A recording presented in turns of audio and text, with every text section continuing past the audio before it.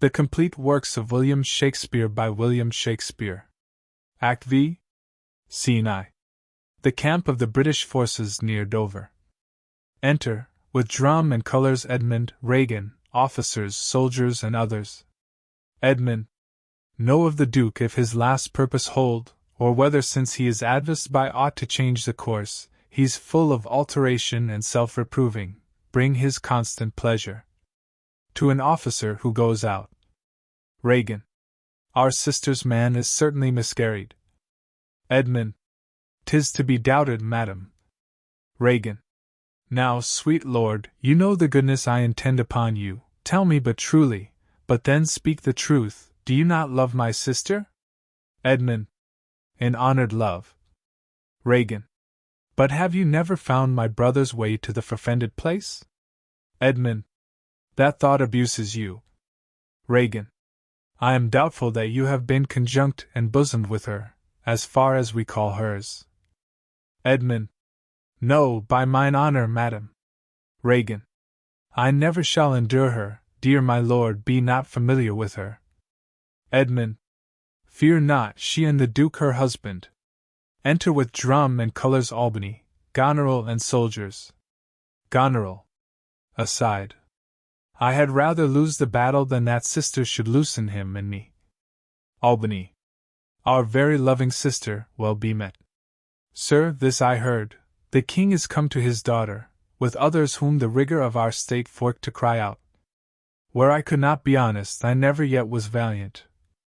For this business, it toucheth us as France invades our land, not bolds the king, with others whom I fear most just and heavy causes make oppose. Edmund. Sir, you speak nobly. Regan. Why is this reasoned? Goneril. Combined together gainst the enemy, for these domestic and particular broils are not the question here. Albany. Let's, then, determine with the ancient of war on our proceeding. Edmund. I shall attend you presently at your tent. Regan. Sister, you'll go with us? Goneril. No. Regan. 'Tis most convenient, pray you, go with us. Goneril. Aside. Oh ho, I know the riddle. I will go. Exeunt Edmund, Regan, Goneril, officers, soldiers, and attendants. As they are going out, enter Edgar disguised. Edgar. If e'er your grace had speech with man so poor, hear me one word. Albany. I'll overtake you. Speak. Edgar. Before you fight the battle, ope this letter. If you have victory, let the trumpet sound for him that brought it. Wretched though I seem, I can produce a champion that will prove what is avouched there. If you miscarry, your business of the world hath so an end, and machination ceases. Fortune love you! Albany. Stay till I have read the letter. Edgar. I was forbid it. When time shall serve, let but the herald cry, and I'll appear again. Albany. Why, fare thee well. I will o'erlook thy paper. Exit Edgar. Enter Edmund. Edmund. The enemy's in view, draw up your powers. Here is the guess of their true strength and forces by diligent discovery, but your haste is now urged on you. Albany. We will greet the time. Exit. Edmund. To both these sisters have I sworn my love, each jealous of the other, as the stung are of the adder. Which of them shall I take? Both? One? Or neither? Neither can be enjoyed, if both remain alive. To take the widow exasperates, makes mad her sister Goneril, and hardly shall I carry out my side, her husband being alive. Now, then, we'll use his countenance for the battle, which being done, let her who would be rid of him devise his speedy taking off. As for the mercy which he intends to LEAR into Cordelia, the battle done, and they within our power, shall never see his pardon, for my state stands on me to defend, not to debate. Exit. Scene 2. A field between the two camps. Alarum within. Enter with drum and colours, LEAR, Cordelia and their forces, and exeunt. Enter Edgar and Gloucester. Edgar. Here, father, take the shadow of this tree for your good host. Pray that the right may thrive. If ever I return to you again, I'll bring you comfort. Gloucester. Grace go with you, sir. Exit Edgar. Alarum and retreat within. Enter Edgar. Edgar. Away, old man, give me thy hand, away. King Lear hath lost, he and his daughter ta'en. Give me thy hand, come on. Gloucester. No further, sir, a man may rot even here. Edgar. What, in ill thoughts again? Men must endure their going hence, even as their coming hither. Ripeness is all. Come on. Gloucester. And that's true too. Exeunt. Scene 3. The British camp near Dover. Enter in conquest with drum and colours, Edmund, Lear and Cordelia as prisoners, officers, soldiers, and c. Edmund. Some officers take them away. Good guard until their greater pleasures first be known that are to censure them. Cordelia. We are not the first who with best meaning have incurred the worst. For thee, oppressed king, I am cast down, myself could else outfrown false fortune's frown. Shall we not see these daughters and these sisters? Lear. No, no, no, no. Come, let's away to prison, we two alone will sing like birds I' the cage. When thou dost ask me blessing I'll kneel down and ask of thee forgiveness. So we'll live, and pray, and sing, and tell old tales, and laugh at gilded boo. Turflies, and hear poor rogues talk of court news, and we'll talk with them too, who loses and who wins, who's in, who's out, and take upon's the mystery of things, as if we were God's spies. And we'll wear out, in a walled prison, packs and sects of great ones that ebb and flow by the moon. Edmund. Take them away. Lear. Upon such sacrifices, my Cordelia, the gods themselves throw incense. Have I caught thee? He that parts us shall bring a brand from heaven, and fire us hence like foxes. Wipe thine eyes. The good years shall devour them, flesh and fell, ere they shall make us weep. We'll see 'em starve first, come. Exeunt Lear and Cordelia guarded. Edmund. Come hither, captain, hark. Take thou this note, giving a paper, go follow them to prison. One step I have advanced thee. If thou dost as this instructs thee, thou dost make thy way to noble fortunes. Know thou this, that men are as the time is, to be tender-minded does not become a sword. Thy great employment will not bear question, either say thou'lt do't, or thrive by other means. Captain. I'll do't, my lord.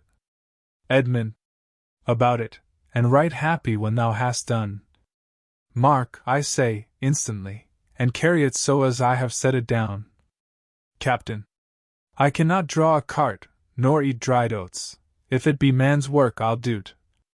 Exit. Flourish.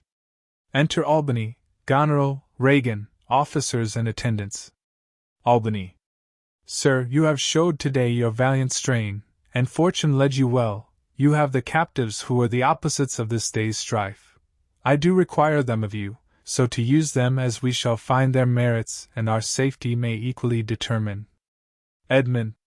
Sir, I thought it fit to send the old and miserable king to some retention and appointed guard, whose age has charms in it, whose title more, to pluck the common bosom on his side, and turn our impressed lances in our eyes which do command them. With him I sent the queen, my reason all the same, and they are ready tomorrow, or at further space, to appear where you shall hold your session. At this time we sweat and bleed, the friend hath lost his friend, and the best quarrels in the heat are cursed by those that feel their sharpness. The question of Cordelia and her father requires a fitter place. Albany. Sir, by your patience, I hold you but a subject of this war, not as a brother. Regan. That's as we list to grace him. Methinks our pleasure might have been demanded ere you had spoke so far. He led our powers, bore the commission of my place and person, the which immediacy may well stand up and call itself your brother. Goneril. Not so hot, in his own grace he doth exalt himself, more than in your addition. Regan. In my rights, by me invested, he compeers the best. Albany. That were the most, if he should husband you. Regan. Jesters do oft prove prophets. Goneril. Holla, holla! That I that told you so looked but a squint. Regan. Lady, I am not well, else I should answer from a full flowing stomach.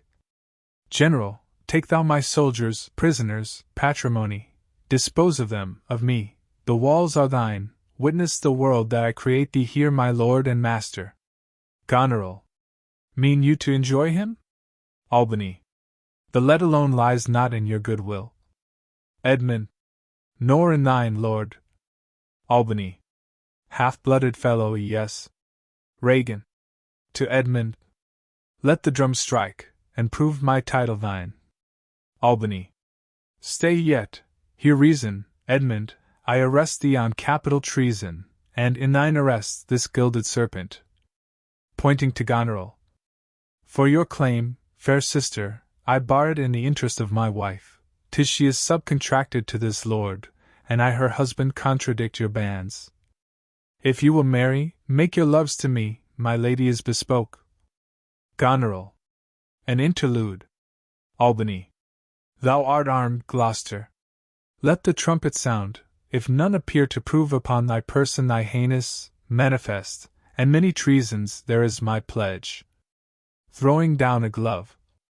I'll make it on thy heart, ere I taste bread, thou art in nothing less than I have here proclaimed thee. Regan. Sick, oh sick! Goneril. Aside. If not, I'll ne'er trust medicine. Edmund. There's my exchange. Throwing down a glove. What in the world he is that names me traitor, villain like he lies? Call by thy trumpet, he that dares approach, on him, on you, who not? I will maintain my truth and honor firmly. Albany. A herald, ho! Enter a herald. Trust to thy single virtue, for thy soldiers, all levied in my name, have in my name took their discharge. Regan. My sickness grows upon me. Albany. She is not well. Convey her to my tent. Exit Regan led. Come hither, herald. Let the trumpet sound and read out this. Officer. Sound, trumpet. A trumpet sounds. Herald. Reads.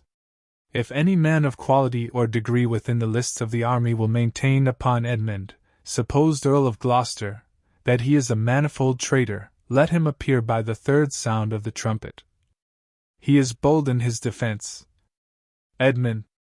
Sound. First trumpet. Herald. Again. Second trumpet. Herald. Again. Third trumpet. Trumpet answers. Within. Enter Edgar armed, preceded by a trumpet. Albany. Ask him his purposes, why he appears upon this call o' the trumpet. Herald. What are you? Your name, your quality? And why you answer this present summons? Edgar. No, my name is lost, by treason's tooth bare gnawn and cankerbit. Yet am I noble as the adversary I come to cope. Albany. Which is that adversary? Edgar. What's he that speaks for Edmund, Earl of Gloucester? Edmund. Himself, what say'st thou to him? Edgar. Draw thy sword, that if my speech offend a noble heart, thy arm may do thee justice. Here is mine. Behold, it is the privilege of mine honors, my oath, and my profession. I protest, maugre thy strength, youth, place, and eminence, despite thy victor sword and fire new fortune, thy valor and thy heart, thou art a traitor, false to thy gods, thy brother, and thy father, conspirant gainst this high illustrious prince, and from the extremest upward of thy head to the descent and dust beneath thy foot, a most toad-spotted traitor. Say thou no, this sword, this arm, and my best spirits are bent to prove upon thy heart, whereto I speak, thou least. Edmund. In wisdom I should ask thy name, but since thy outside looks so fair and warlike, and that thy tongue some say of breeding breathes, what safe and nicely I might well delay by rule of knighthood, I disdain and spurn. Back do I toss those treasons to thy head, with the hell-hated lie o'erwhelm thy heart, which for they yet glance by and scarcely bruise, this sword of mine shall give them instant way, where they shall rest forever. Trumpets, speak! Alarums! They fight. Edmund falls. Albany. Save him, save him! Goneril. This is mere practice, Gloucester. By the law of arms thou wast not bound to answer an unknown opposite. Thou art not vanquished, but cozened and beguiled. Albany. Shut your mouth, dame, or with this paper shall I stop it. Hold, sir, thou worse than any name, read thine own evil. No tearing, lady, I perceive you know it. Gives the letter to Edmund. Goneril. Say if I do, the laws are mine, not thine, who can arraign me for't? Exit. Albany. Most monstrous! Oh! Know'st thou this paper? Edmund. Ask me not what I know. Albany. To an officer who goes out. Go after her, she's desperate, govern her. Edmund. What you have charged me with, that have I done, and more, much more, the time will bring it out. 'Tis past, and so am I. But what art thou that hast this fortune on me?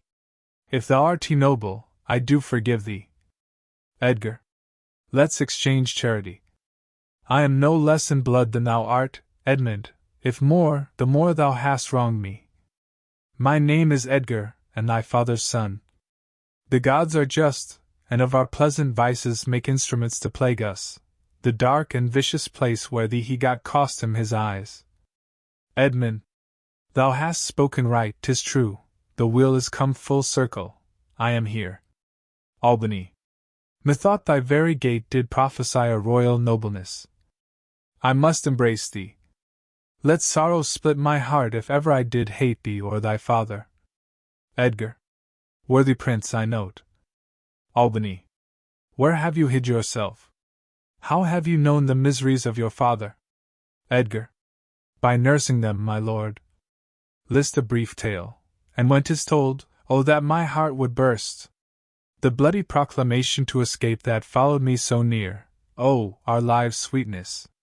That with the pain of death we'd hourly die rather than die at once, taught me to shift into a man's rags, to assume a semblance that very dogs disdained, and in this habit met I my father with his bleeding rings, their precious stones new lost, became his guide, led him, begged for him, saved him from despair, never, O fault, revealed myself unto him until some half hour passed, when I was armed, not sure, though hoping of this good success, I asked his blessing, and from first to last told him my pilgrimage.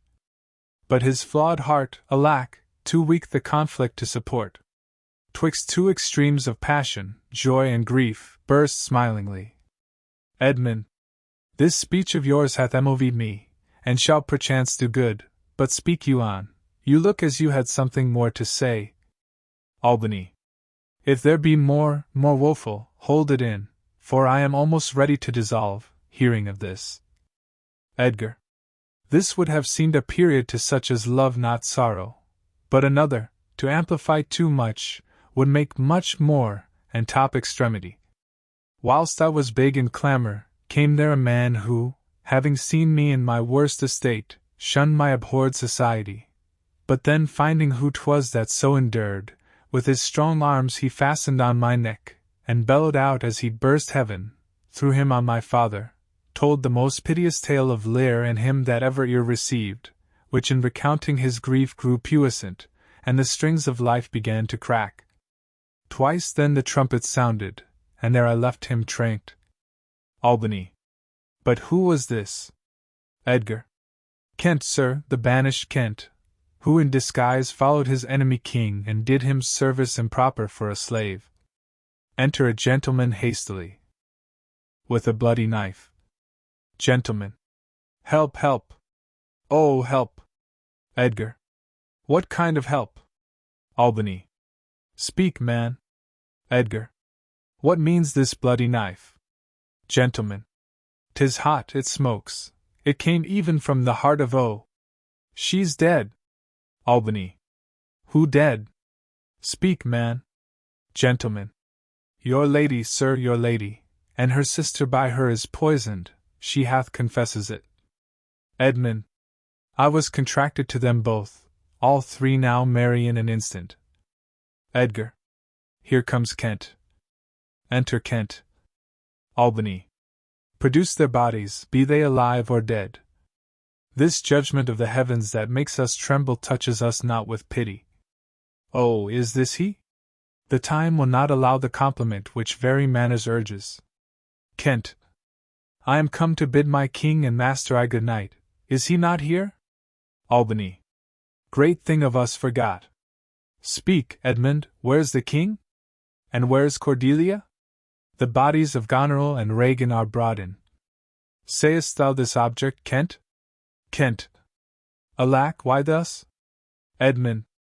Yet Edmund was beloved. The one the other poisoned for my sake, and after slew herself. Albany. Even so. Cover their faces. Edmund. I pant for life. Some good I mean to do, despite of mine own nature. Quickly send, be brief in it, to the castle, for my writ is on the life of Lear and on Cordelia. Nay, send in time. Albany. Run, run, oh, run! Edgar. To who, my lord?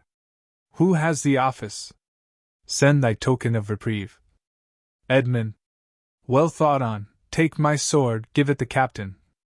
Edgar. Haste thee for thy life. Exit Edgar. Edmund.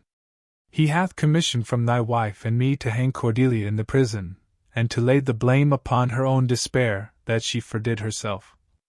Albany. The gods defend her. Bear him hence awhile. Edmund is borne off. Enter Lear with Cordelia dead in his arms, Edgar, officer, and others following. Lear. Howl, howl, howl, howl. Oh, you are men of stone. Had I your tongues and eyes, I'll use them so that heaven's vault should crack. She's gone forever. I know when one is dead, and when one lives, she's dead as earth. Lend me a looking glass. If that her breath will mist or stain the stone, why, then she lives. Kent. Is this the promised end? Edgar. Or image of that horror? Albany. Fall and cease. Lear. This feather stirs, she lives. If it be so, it is a chance which does redeem all sorrows that ever I have felt. Kent. Oh, my good master! Kneeling. Lear. Pry thee away. Edgar. 'Tis noble Kent, your friend. Lear. A plague upon you, murderers, traitors all! I might have saved her, now she's gone forever. Cordelia, Cordelia! Stay a little. Ha! What is thou say'st? Her voice was ever soft, gentle, and low, an excellent thing in woman. I killed the slave that was hanging thee. Officer. 'Tis true, my lords, he did. Lear. Did I not, fellow? I have seen the day, with my good biting falchion I would have made them skip. I am old now, and these same crosses spoil me. Who are you? Mine eyes are not the best, I'll tell you straight. Kent. If fortune brag of two she loved and hated, one of them we behold. Lear. This is a dull sight. Are you not Kent? Kent. The same, your servant Kent. Where is your servant Caius? Lear. He's a good fellow, I can tell you that. He'll strike, and quickly too. He's dead and rotten. Kent. No, my good lord, I am the very man. Lear. I'll see that straight. Kent. That from your first of difference and decay have followed your sad steps. Lear. You are welcome hither. Kent. Nor no man else. All's cheerless, dark, and deadly. Your eldest daughters have fordone themselves, and desperately are dead. Lear. Aye, so I think. Albany. He knows not what he says, and vain is it that we present us to him. Edgar. Very bootless. Enter an officer. Officer. Edmund is dead, my lord. Albany. That's but a trifle here. You lords and noble friends know our intent. What comfort to this great decay may come shall be applied for us, we will resign, during the life of this old majesty, to him our absolute power, to Edgar and Kent you to your rights, with boot and such addition as your honours have more than merited. All friends shall taste the wages of their virtue, and all foes the cup of their deservings. Oh, see, Lear! And my poor fool is hanged. No, no, no life! Why should a dog, a horse, a rat have life, and thou no breath at all? Thou'lt come no more, never, never, never, never, never. Pray you undo this button. Thank you, sir. Do you see this? Look on her, look, her lips, look there, look there. He dies. Edgar. He faints. My lord, my lord. Kent. Break, heart, I pry thee, break. Edgar. Look up, my lord. Kent. Vex not his ghost, oh, let him pass. He hates him that would upon the rack of this rough world stretch him out longer. Edgar. He is gone indeed. Kent. The wonder is, he hath endured so long, he but usurped his life. Albany. Bear them from hence. Our present business is general woe. To Edgar and Kent. Friends of my soul, you twain, rule in this realm and the gourd state sustain. Kent. I have a journey, sir, shortly to go. My master calls me, I must not say no. Edgar. The weight of this sad time we must obey, speak what we feel, not what we ought to say. The oldest hath borne most, we that are young shall never see so much, nor live so long. Extant with a dead march.